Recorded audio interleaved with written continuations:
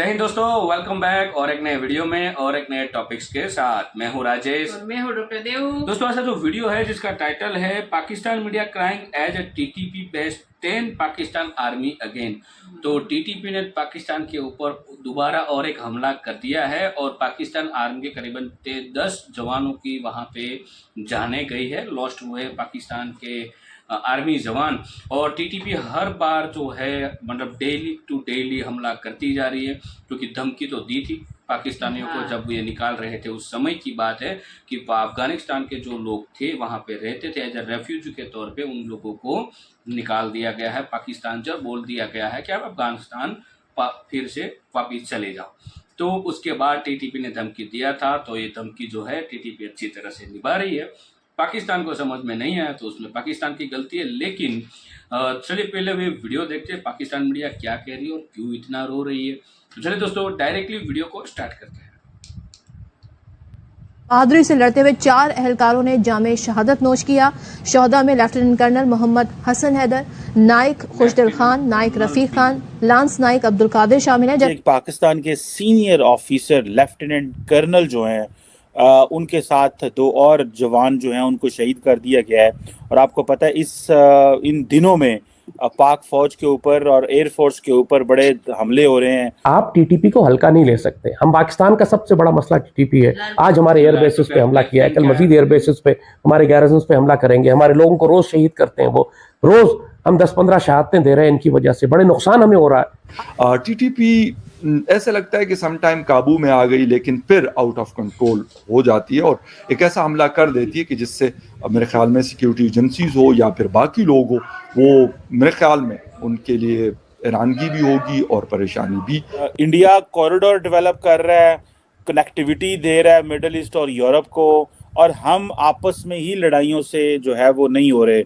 ये जो नई डायमेंशन आ रही है कि दहशतगर्दी की लहर जो है, इसको कैसे देखते हैं? जो दुश्मनों की साजिश है कि पाकिस्तान और अफगानिस्तान के दरमियान जंग करवा दी जाए, और बहुत सख्त और तुंद बयानात काबुल हुकूमत की तरफ से भी आ रहे हैं। छोटे मोटे अटैक्स या इस तरह के ऑपरेशंस में कैजुअलिटीज चल रही होती है, लेकिन फिर एकदम से हालात बदलते हैं और मतलब बलूचिस्तान में बड़े हमले शुरू हो जाते हैं।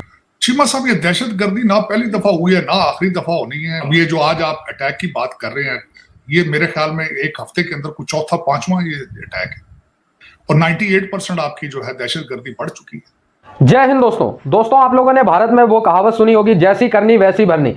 अब दोस्तों, पूरी दुनिया जानती है, किसी से छुपा नहीं है कि अगर कोई आतंक को पालता है, आतंक को दूध पिलाता है, यानी शरण देता है, फंडिंग करता है, तो वो पाकिस्तान है। अब दोस्तों, आज फिर पाकिस्तान में पाकिस्तान के 3 जवान मारे गए, जिसमें से बताया जा रहा है एक लेफ्टिनेंट पोस्ट का था। दोस्तों, वही है ना, जब सांप पालोगे अपने बैकयार्ड में तो वो डसेगा तुम्हें भी, जरूरी नहीं है कि वो दूसरे को ही काटे। अब दोस्तों, आतंकवादी चढ़ के डेली, ये तो 3-4 बताते हैं, लेकिन डेली 10 से 15 पाकिस्तानी सेना मारी जा रही है। ये लाल टोपी का कहना है, जो कि पाकिस्तान का कट्टर समर्थक है। वो कह रहा है कि डेली 10 से 12 पाकिस्तानी आर्मी मारी जा रही है। पुलिस को भी आज मार दिया है, वो न्यूज अलग है, उसको लोग इतना हाईलाइट नहीं कर रहे। मतलब इतनी बुरी तरीके से टीटीपी और आतंकवादी संगठन इनके पीछे पड़े हुए हैं ना, कि आप लोग सोच नहीं सकते। इस समय मौत का दूसरा नाम हो चुका है पाकिस्तान। और भारत में बैठ के पाकिस्तानी के हिमायतियों को मैं वही कहना चाहूँगा कि एक बार पाकिस्तान में चले जाओ। भारत में सेफ हो, भारत में मुफ्त का खाना मिल रहा है, फ्री का राशन मिल रहा है, तो पाकिस्तान का समर्थन करने में बहुत मजा आता है। उधर जो सिचुएशन है ना, इतनी बदतर हो गई है कि बस समझ सकते हो आप लोग कि 12 से 15 पाकिस्तानी जवान डेली मारे। शुमाली वजीरिस्तान में सिक्योरिटी फोर्सेज और दहशतगर्दों के दरमियान झड़प हुई है। 3 अम दुश्मनों को मंतकी अंजाम तक पहुंचा दिया गया। दिफाए वतन का फरीजा निभाते हुए पाक फौज के 3 जवानों ने जामे शहादत नोश किया। इंडिया कॉरिडोर डेवलप कर रहा है, कनेक्टिविटी दे रहा है मिडल ईस्ट और यूरोप को, और हम आपस में ही लड़ाइयों से जो है वो नहीं हो रहे। और इंटरनल आपको पता है पॉलिटिकल इंस्टेबिलिटी वो तो है ही है। आप ये जो नई डायमेंशन आ रही है कि दहशतगर्दी की लहर जो है, इसको कैसे देखते हैं? क्या ये पाकिस्तान की वो जो हमने बात की थी कि 50 अरब डॉलर की जो इन्वेस्टमेंट के हवाले से उसको रोक सकती है? क्या सिनेरियो आप देखते हैं विद दिस न्यू दहशतगर्दी की वेव? क्योंकि कहा जाता है कि इलेक्शंस तक ये चलेगी। कई लोगों इसको समझते हैं कि पाकिस्तान को डिस्टेबलाइज करने के लिए और एक वीक स्टेट शो करने के लिए they can prolong it election तक। आप इसको कैसे देखते हैं तार साहब? चीमा साहब, ये दहशतगर्दी ना पहली दफा हुई है ना आखिरी दफा होनी है। ये भी मैं जो अगर इसके आप हिस्ट्री पढ़ें तो उसमें अब ये जो आज आप अटैक की बात कर रहे हैं, ये मेरे ख्याल में एक हफ्ते के अंदर कुछ चौथा पांचवा ये अटैक है और 98% आपकी जो है दहशतगर्दी बढ़ चुकी है। और दूसरा जो मसला है आपका, जो इस वक्त सख्त मसला है आपकी इकानमी का, वो directly related to this terrorism, कि जहां पे जंग होगी, वहां पे जहां बम फट रहे होंगे, वहां इन्वेस्टमेंट कौन करेगा? वहां से कारोबार, हकीकतन जहां दो शख्स लड़ रहे होते हैं, जहां जंग होती है, बिजनेसमैन वहां से पैसा लेकर भागते हैं, आते नहीं। और जब आपकी एजेंसियां सिर्फ पीटीआई के लोगों के पीछे दो दो दफा पकड़ के उनके इंटरव्यू करा रही हैं, वो ये काम क्यों नहीं कर रही? क्या वजह है? फाइलें बनाने के तो मास्टर हैं, काले रिकॉर्ड करने के तो मास्टर हैं। आप देखिए ये सारा कुछ। इन दहशतगर्दों के काले क्यों नहीं ट्रेस कर रहे? इसको क्यों नहीं रोक रहे? चीमा साहब, आप अगर सीरियस नहीं है तो करप्शन के खिलाफ सीरियस नहीं है, और आप सीरियस नहीं है तो दहशतगर्दी के खिलाफ आप सीरियस नहीं है। आपने तर हकीकत जो पिछले दौर के अंदर, अफगानिस्तान के दौर के अंदर, जब आपने दहशतगर्दी का बिजनेस शुरू किया था ना, ये उसी के साइड इफेक्ट है। और जब तक आप इसकी ग्रास रूट चीजों पे जाके वो जो ग्रुप है उनको खत्म नहीं करेंगे, आप तरक्की नहीं कर सकेंगे। आप अब बच नहीं सकेंगे तरक्की का करना, सर्वाइव नहीं कर पाएंगे। अब मैं दूसरा उसकी छोटी सी एक और मिसाल देना चाहूंगा। आपके दहशतगर्दी का एक विक्टिम जो है, जिसने पिछले दिनों पाकिस्तान में जलसा करा के हमास के एक लीडर से वीडियो खिताब करवाया था, वो कतर में चला गया, जाके तस्वीरें भेज रहा है।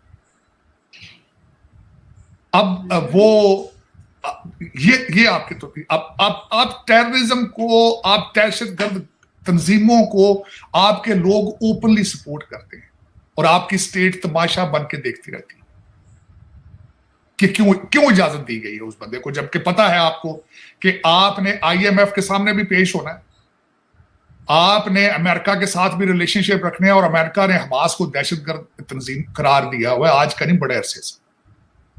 आप उनके साथ किस तरह चल पाएंगे जब आपके लीडरान, सियासी लीडर सो कॉल्ड, वरना तो मैं समझता हूं पाकिस्तान के अंदर ना जमहूरियत ना सियासत है, लेकिन आपके सिटीजन, आपके लीडरान, आपके मदरसों के फाउंडर जो वो है मौलाना फजलुर रहमान साहब, वो आल ऐलान जाकर कतर में हमास के लीडरान के साथ खड़े हैं, और उनकी बहुत बड़ी फॉलोशिप है पाकिस्तान के।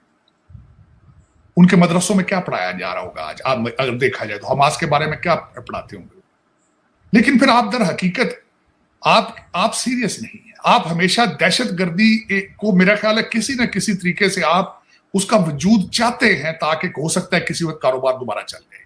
मेरे ख्याल, जो मेरी इंटेंशन, आपकी हर अगर तंजीम को देखा जाए तो वो एजेंसियों ने बनाई, हर तंजीम। अब मैं तालिबान तक कहूंगा ये कि तालिबान का वजूद जो था वो उसके ज्यादा, क्योंकि तालिबान सारे पाकिस्तान से पढ़ के गए, मौलाना फजलुर रहमान साहब के मदरसों में पढ़ के गए, कराची मदरसे से पढ़ के गए, हकानिया मदरसा भी पाकिस्तान के अंदर। तो दर हकीकत जब तक आप इस चीज को सीरियस नहीं लेंगे, आपकी इकानमी ठीक नहीं होगी, अगर आप थोड़ा बहुत सीरियस हैं मुल्क के बारे में।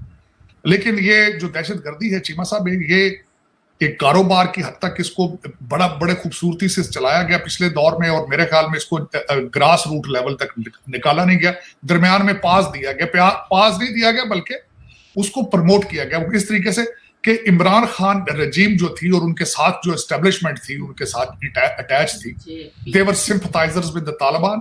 उनको दोबारा ला के आबाद करने के चक्कर में एक तो वो करते रहे हैं, दूसरा जेलों में जो थे उनको आजाद किया गया था, और कई ग्रुप है वहां पे, और दूसरा ये जो ये ग्रुप बनते हैं दहशतगर्द, इन्होंने सर्वाइव करना होता है, सर्वाइविंग के लिए ये आपकी स्टेट के आंखों के नीचे सारी स्मगलिंग करते हैं, रैंसम के लिए करते हैं, और आपकी स्टेट मुंह दूसरी तरफ कर लेती है। तो ये दर हकीकत आपको सीरियस होना होगा। पता नहीं फिर आज क्यों ये इस तरह हो रहा है, लेकिन खतर। तो थैंक यू दोस्तों, वीडियो को यहाँ तक देखने के लिए। और पाकिस्तान में अभी जो हालातें हो रही है उसका मेन रीजन खुद पाकिस्तान है, क्योंकि टीटीपी जो है, तहरीक तालिबान पाकिस्तान, उसको बनाने वाला पाकिस्तान ही था। क्यों? क्योंकि उनको जो अफगानिस्तान है उसके ऊपर पाकिस्तान को राज करना था। तो इन लोगों ने सोचा कि डायरेक्टली सरकार को चेंज कर देते हैं, हमारी सरकार यहाँ से बना के आतंकवादियों को वहाँ भेजते हैं और सरकार को वहाँ से हटा देते तो हमारे लिए जो अफगानिस्तान है वो भी हमारे पे आ जाएगा। तो ये थी पाकिस्तान की मतलब एक साल, और उसमें फंसा पाकिस्तान, मतलब राज करे सब। ये खुद की जो सालबाजी थी उसमें ही फंस गया। जैसे ही वहां पे टीटीपी की सरकार बन गई, इन लोगों को लात मार दी। हाँ, टीटीपी ने तुरंत एक्शन लिया बड़ा, और अब बड़ा बड़ा एक्शन ले रहा है। उसका रीजन यही था कि जो मैंने इस वीडियो के स्टार्टिंग में बताया था कि ये जो बात अफगानिस्तान के जो रेफ्यूजी पाकिस्तान में आए थे उसको पाकिस्तान से निकाल दिया गया है, मतलब भेज दिया है उसके घर अफगानिस्तान। लेकिन ये मामला हुआ ऐसे था 90 की बात है, और उस समय जब रशिया का मतलब अफगानिस्तान के ऊपर वार चल रहा था, तो मतलब बहुत ही वहाँ पे खून खराबे रशिया की वजह से हुए थे। तो लोग उसकी जान बचाने के लिए पाकिस्तान में आ गए थे। वो करीबन थे 15 से 16 लाख आवाम जो थी अफगानिस्तान की, वो आ गई थी एज अ रेफ्यूजी के तौर पे पाकिस्तान। लेकिन उनको अब हो चुका है 20 से 25 साल करीबन, इतने या तो उससे ज़्यादा भी हो चुके होंगे। तो अब पाकिस्तानियों ने बोल दी, पाकिस्तान गवर्नमेंट ने बोला है कि भाई आप जो है एज अ रेफ्यूजी आप फिर अपने मुल्क में चले जाओ। ना उसको पाकिस्तान की नागरिकता दी, और ना उसको उसके पैसे दिए गए, ना उसको उसकी प्रॉपर्टीज़ जो यहाँ पे पाकिस्तान में थी वो बनाई थी वो दी। सिर्फ और सिर्फ अफगानिस्तान के 50,000 रुपये जो होते हैं उतने रुपया वो पाकिस्तान से ले जा सकते हैं। और मतलब ये पाकिस्तान ने डेडलाइन दी थी कि मतलब अक्टूबर तक, 1 महीने की डेडलाइन दी थी, 1 महीने में अक्टूबर तक आप चले जाइए। बिल्कुल। तो उसी समय अफगानिस्तान की जो सरकार है वहाँ पे टीटीपी उन्होंने धमकी दी थी और बोला था 2-3 बार धमकी दी थी, हाँ, आप ऐसा मत कीजिए, इसका जो भी आपको बड़े तादाद में भुगतना पड़ेगा। तो इन पाकिस्तान को लगा कि जैसे दूसरे देशों के साथ ट्रेड चलता है तो ज़्यादा से ज़्यादा क्या करेंगे, ट्रेड बंद कर देंगे, ये लगा था। तो भाई टीटीपी की धमकी कभी ट्रेड नहीं होता है, टीटीपी की धमकी यानी शूट आउट ही होता है। तो ये पाकिस्तानियों को समझना जरूरी था। लेकिन पाकिस्तान ने, मेरे को लग रहा है इसीलिए किया होगा क्योंकि टीटीपी जो है आए दिन बॉर्डर के ऊपर कुछ ना कुछ बवाल करती रहती थी। वहाँ जो तहरीक तालिबान पाकिस्तान वाली जो आर्मी थे वहाँ पे, उनकी मैं बात कर रहा हूँ। तो एक तरफ से बदला लेने की भावना से किया होगा, या क्या किया होगा वो तो पाकिस्तान ही जान सकता है। ये भी हो सकता है कि अब वो पाकिस्तान है उसके पास पैसा भी नहीं है कि आवाम का पेट भर सके, तो हो सकता है उस रीजनों की वजह से बोला गया हो। लेकिन रेफ्यूजी थे तो नागरिकता दे सकते थे और आगे बढ़ सकते, लेकिन नहीं, इनको ये नहीं सोचना था क्योंकि टीटीपी उस हिसाब से हमला कर रही थी। थोड़ा बहुत है तो बलूचिस्तान वाले करे, तो बलूचिस्तान जो लिबरेशन आर्मी है उसके साथ अब जो इसका बनता है वो है टीटीपी का। तो ये दोनों एक हो चुके हैं, अब बचेगी पाकिस्तान की। तो यही मामला था, दिन प्रतिदिन हमला कर रही है। हाँ, और पाकिस्तान आर्मी पर ही कर रही है, और वो आर्मी वो लोग आवाम को टारगेट नहीं कर रहे, वो पुलिस स्टेशन पाकिस्तान के में जो पुलिस स्टेशन है उसको टारगेट कर रहे हैं, और आर्मी के जो भी कैंप वगैरह होते हैं उसको वो लोग टारगेट कर रहे हैं, आवाम को कुछ नहीं कर रहे। ये एक अच्छी बात हो सकती है, लेकिन गोला बारूद बंदूकों में कोई अच्छी बात बोलना सही नहीं होता है। और ये पाकिस्तान को अब भी समझना चाहिए, मतलब पड़ोसियों के साथ रिलेशन बहुत ही अच्छा होता है तो बहुत ही मैटर करता है। तो और पाकिस्तान ने किसी भी पड़ोसी को नहीं बख्शा। एक अफगानिस्तान था उसके साथ था कई सालों से, लेकिन अब तो सबसे बड़ा दुश्मन पाकिस्तान का नहीं, अफगानिस्तान का सबसे बड़ा दुश्मन पाकिस्तान है। तो ये हुआ।